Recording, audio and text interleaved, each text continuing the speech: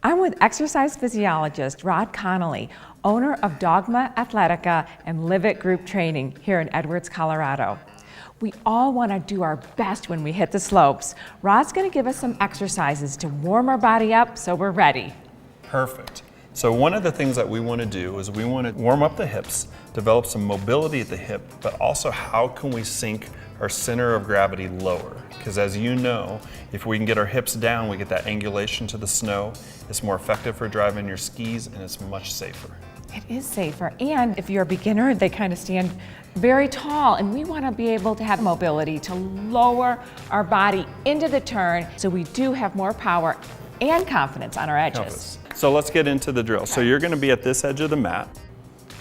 Brenda is stepping into a lateral lunge. She's gotten her center of gravity down low, just like we were talking about, and she did a great job of tracking her knee out in the direction of her second toe. Now she's going to push out of that ski, and now she's going to tuck it behind for what's called a curtsy squat. And her hips are square. Now she's got the internal rotation. She steps it back out, sinks into her ski, drives out of it, tucks it behind, and she's doing a great job of sinking down. This is such a good drill, not only for prepping your body of going out on the skis, but if you want to get another exercise for strengthening your glutes, strengthening your quads, and developing mobility in your hips. And power off my... Power, yeah. Well, notice that she drove out of this. And this is awesome. You don't need much space. You can do it in your condo, your hotel room, and she's developing. So they're both, I'm having internal here and external there. Correct. Okay. So right into this one more time. So external right there, she wrapped that knee out. Notice her pelvis is still what we call for skiers on platform. It's level, like a fishbowl, it's not spilling water. She's gonna push out of that ski. She still stays on platform, and then she develops the internal rotation.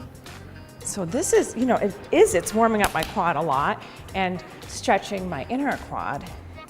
And that's still, I'm contracting.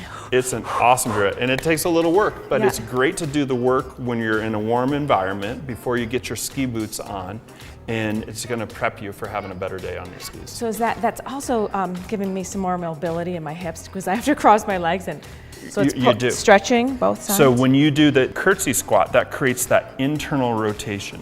And so so even when I'm turning, so it's that motion that we want to be flexible in to get the angles. And people often don't know this, but when we're sinking down into flexion to sinking low, there has to be internal rotation at the hip, or we really can't get hip flexion. It has to happen simultaneous. There you go. Yeah.